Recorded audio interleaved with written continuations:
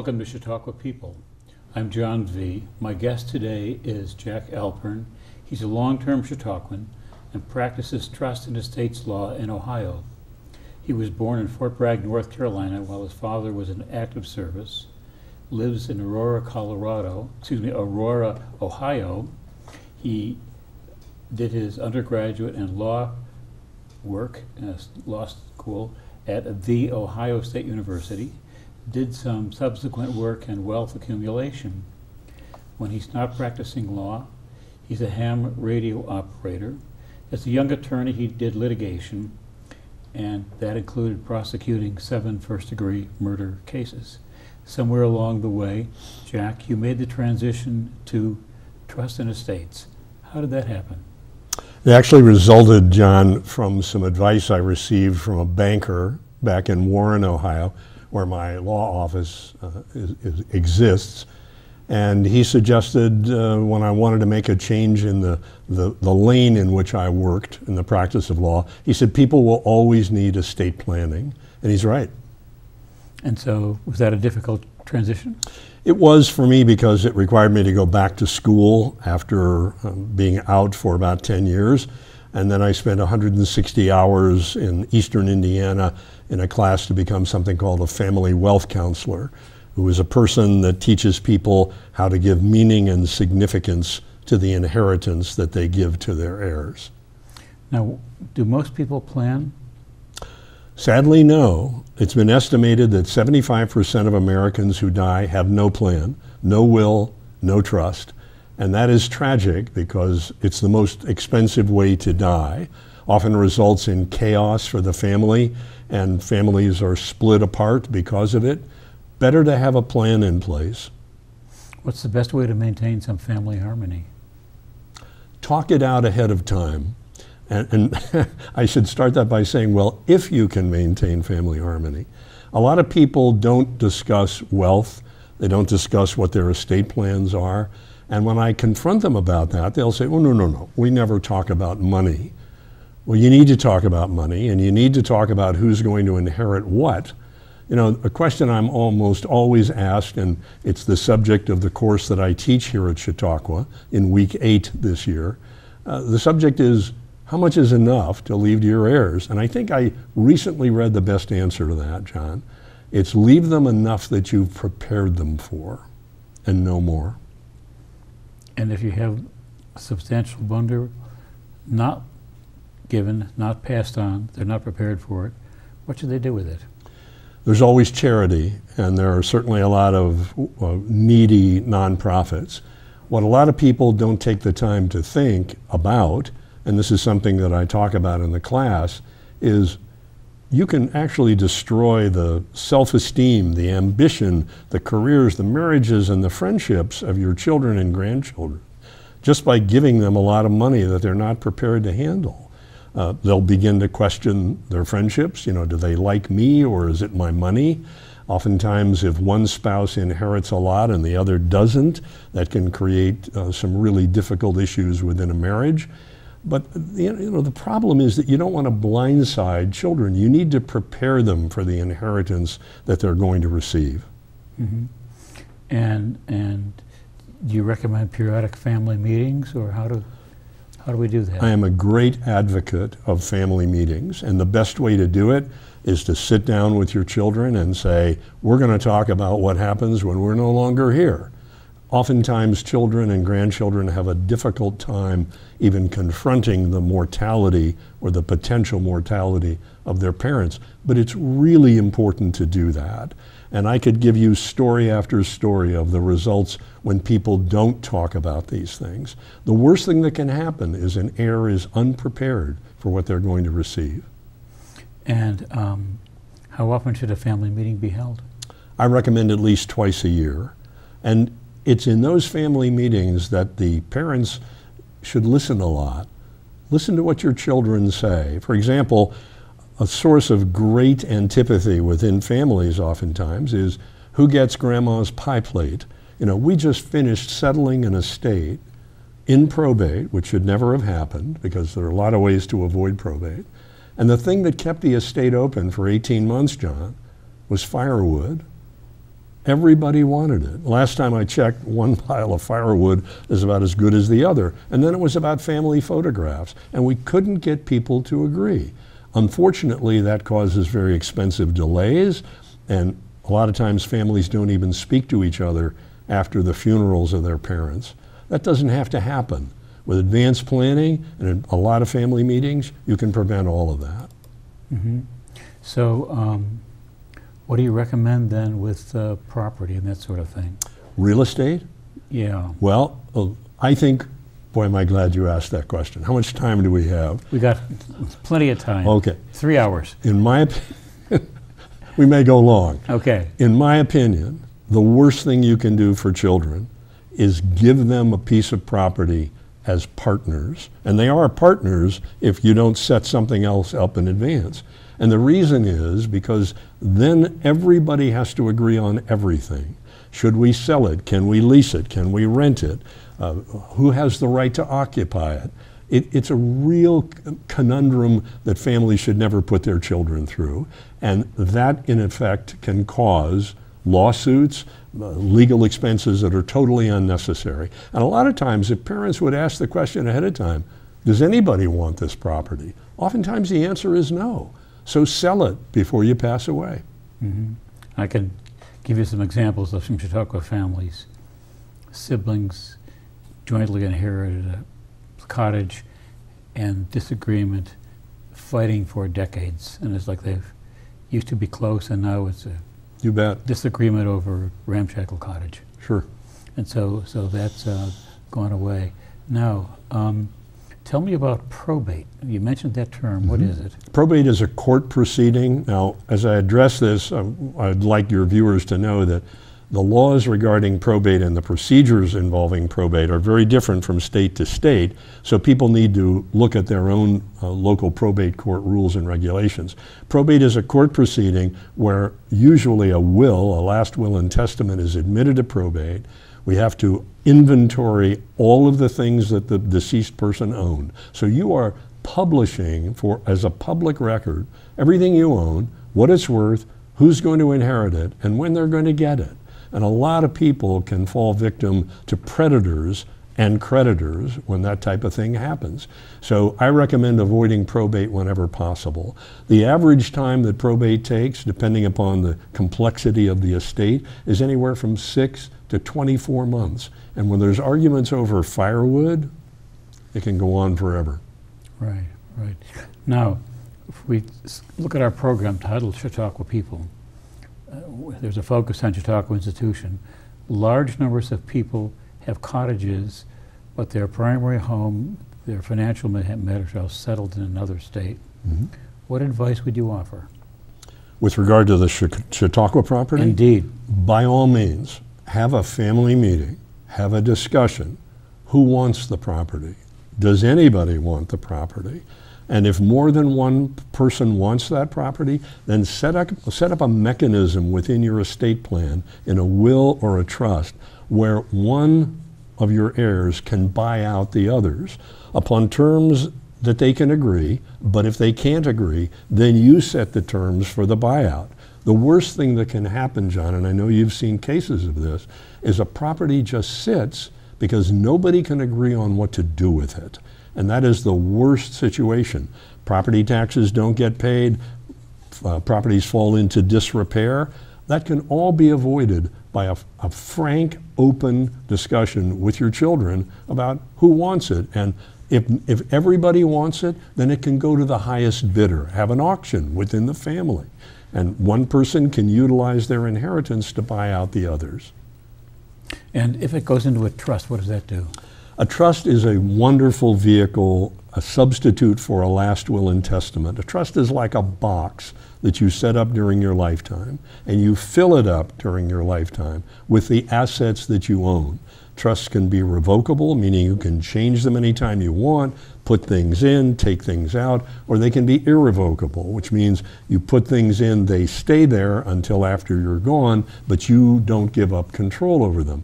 The best part about trusts is they avoid probate. And if you have heirs that need to be protected, oftentimes from themselves, such as people who are addicted or dependent or people who are on public assistance. A trust is a great way to slow down the time that an inheritance is received. You know, John, when I began teaching the course at Chautauqua that I'm going to be teaching in week 8, did I plug that enough already? The fact is, I did an informal survey around the country with over 60 lawyers that do what I do. And I said, on average, how long does it take an inheritor, small estates, unimaginably large estates, how long does the average inheritor take to spend it all? And the results of this informal survey are very disturbing. It's just under 1 year.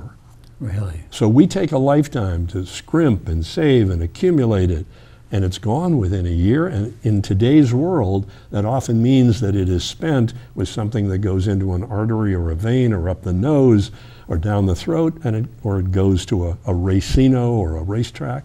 So it's really important to let children have an inheritance the way you accumulated it. And I would assume that for most people, that's slowly. Mm-hmm. Do you have them put some contingencies in those, or recommend they do? Do I have what, please? Some contingencies. So you're 18 years old, you graduate from college. Sure. You get some money paid and you get a college diploma, then you get some more. Sure. Well, I'm going to sound like I'm on a mission here, and I am, because I don't want to see a lot of trust babies walking around the earth. Here's my favorite. If your heirs are young, between the ages of wherever they are when you pass away and 23, which is usually when children graduate from college, it's discretionary. So the trustee, whomever that may be, and you need to think carefully about who's going to be the gatekeeper, they sprinkle it out to that child as they feel they need it based upon need and behavior.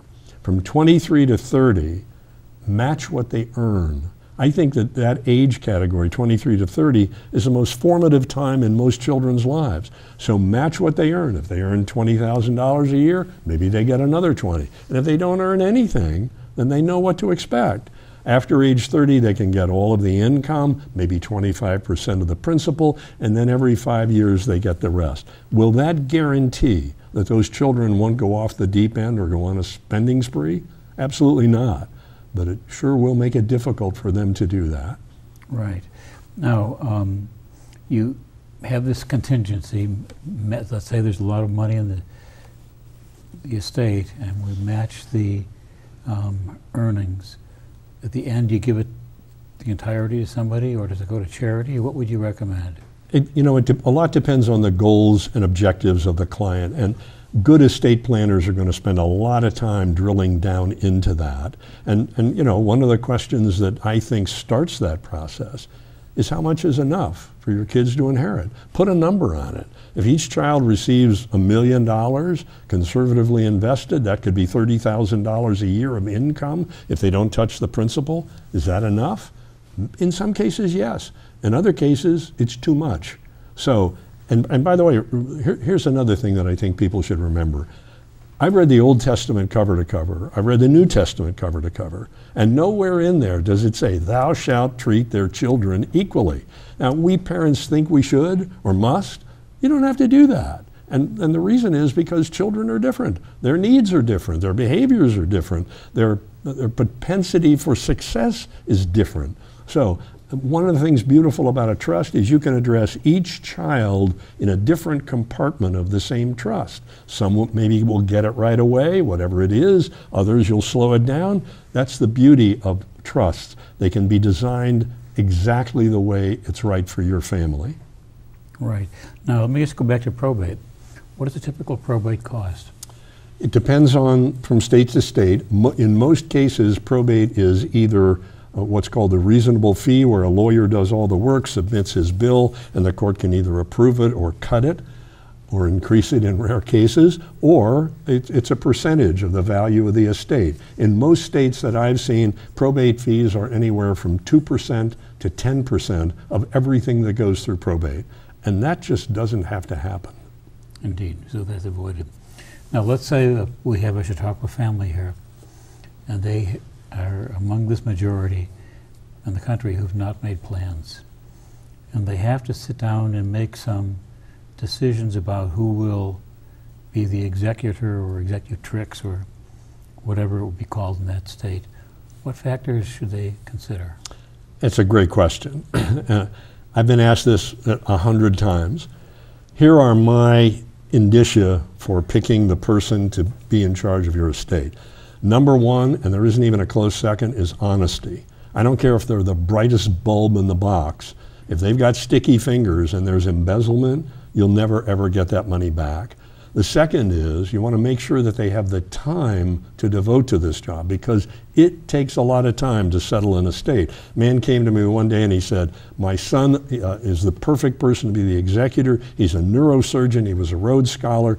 That's who I want. Well, his son was a neurosurgeon, and a good one, and a Rhodes Scholar. Problem was he never returned my phone calls. So what good is it to have that person in charge? The third is they need to admit when they don't know something, So if they are not an investment advisor, they need to know when to get help. And the last part is they need to be fair. And fair does not mean you need to treat everybody equally unless the document says that they should. People should remember, a will or a trust is an instruction manual. It says, you, the person who are in charge of my estate, God help you. Somebody once said, take your worst enemy and make them in charge of your estate. But here's what you can do, and here's what you can't do. And on the can't side of it, I would urge great caution. Some people say, you get the cottage at Chautauqua, but don't ever sell it. That's really dangerous. And there's tons of properties, I'm sure, in Chautauqua and elsewhere where those properties can't be sold, can't be rented, can't be developed. You never want to do that. Things change. And I know I've been, at least on one occasion, a friend who had infant children and siblings who were not responsible asked me to be the trustee for his estate. The kids grew up and it was appropriate. They're now launched. The firstborn son is the executor designated and responsible guy, and that's the way it has to be. Now, let's say somebody has a goodwill, they have a trust. What's the normal process by which that is settled? A trust is settled? Yeah. Well, the first thing, and again, this is a matter of state law, but the person in charge of the estate, who is called the successor trustee, steps in right away. There's no 6 to 24-month delay. And the trustee's job is to marshal together all of the assets, make sure that everything's been accounted for, and then to pay debts, pay taxes, pay final expenses like funeral and burial bills, and then to carry out the terms of the trust. That should be done carefully. Among other things, they absolutely need to make sure that income taxes have been paid in the past. And most trustees who ask my advice, I will always say, you better hold back some money, because if an unknown, unanticipated tax liability comes up, you're stuck with it, and that's going to come out of your pocket if you haven't held back enough to pay. Okay, so that's very clear. I guess the other thing you're suggesting then is there should be an asset inventory early on. Yes. And would that be an appropriate thing to discuss at this semi-annual family meeting? Absolutely. And one of the worst jobs that an executor or a trustee has, John, is where is all this stuff? The best thing you can do for your family is make a list of everything you own, account numbers, approximate amounts, where they are. Is there a beneficiary designation? You know, at one time, $28 million in life insurance went unclaimed because no one even knew the policies existed. And one thing I know about your viewers who are watching, and perhaps John V., you're really good at hiding your stuff. When it comes time, right, when it comes time to, I'm good at hiding my stuff, but you got to remember, these people need to track down everything you own, and if they miss something, it didn't exist, and wrongdoing can occur. And I know of one instance where some lady was demented and documents were thrown away that should not have been, and things were lost. Sure. And that's a critical one. Okay, so we're not treating our children equally. And that's very clear, that particularly if there are special needs or somebody who has an addiction problem, right. Not to do it. Now, how many trusts and estates have you settled? Over 3,700. Okay. Mm-hmm. But I've only been doing it for 50 years. Okay, so that comes along the way. What kind of continuing education do you provide for somebody who might be interested in learning more about this material? Good question. First of all, let me point out, and this is a red flag. There's a lot of information out there about trusts and estates on the internet. A lot of it is just wrong. And even if it's correctly stated, it may not be accurate for the state in which you live. See a competent, experienced estate planning attorney. Do not draft your own documents. You know, these documents that you can download and do it yourself or pay $75 for a trust, those aren't custom made for your family. This shirt, if anybody even wanted it, wouldn't fit somebody else. Neither will one estate plan. And there is no one plan that's right for everybody. Go see a competent, experienced estate planning attorney. There's a lot of people out there calling themselves estate planners. They're not, unless they're an attorney who has concentrated their practice in this area. And then that person should spend a lot of time with you asking questions. Things like, what's important to you? You know, how do you see this inheritance affecting your family after you're gone? All of that is really important. And once you do a plan, most people, thank heavens that's over.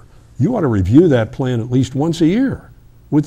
Pick a date, your anniversary, your birthday, sit down and say, does this plan still make sense? The only thing worse than no plan at all is a plan that's outdated, it's obsolete, and it wasn't updated. Mm-hmm. You develop a plan, you have a will. Where should it be stored? Great question. If your will or your trust can't be found, it doesn't exist. And keep in mind that there are people who will benefit if that document cannot be found. They may have come out on the short end as far as the amount of inheritance. A safe deposit box is the best place. And please don't tell me that you have a fireproof safe at home, because they're not fireproof, they're fire retardant, and the average burn time is 47 minutes, and then it's gone. Now, if it's in a safe deposit box, what's the process to get into that box, to open it up and go from there? It varies state by state, and you've brought up something else that I would like to cover if we have time. Okay. First of all, tell somebody where the safe deposit box is and where's the key. In my next lifetime, I want to be the locksmith who goes in and has to open the safe deposit box when they can't find the key. It's horrendously expensive. But this is the other thing. I get people in all the time that say, I put my daughter, my son's name on my bank account or my house deed because if something happens to me, I want them to absolutely be able to step in and handle it. Never do that. Never do that. Because if you put somebody else's name on anything you own, and that person gets sued, goes bankrupt, gets divorced, ends up in a nursing home, or dies and leaves that to somebody who doesn't care about you, it's gone. And you can be removed from your own house and lose all of your lifetime work just by putting somebody else's name on it. Don't do it. Did I say don't do it? Mm-hmm. Okay. Mm-hmm. So we put the will in a safe deposit box. Or a trust. Or in most states, and what is the procedure to open that box for the deceased? Really varies by state. In some states you have to get a court order unless the person who's in charge has their name on the box as an authorized entrant for the box. And that, I think, is the safest bet. They're not an owner. They're just a person who has the right to go in there.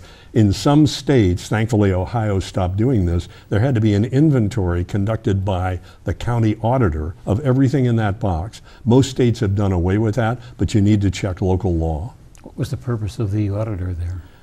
Make sure everything is accounted for. Okay. And by the way, what's the most unusual thing that was ever found in a safe deposit box?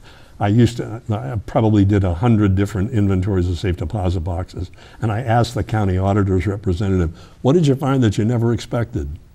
A thumb. Yeah, somebody was in Korea in wartime, took it from an enemy soldier, and brought it back with them.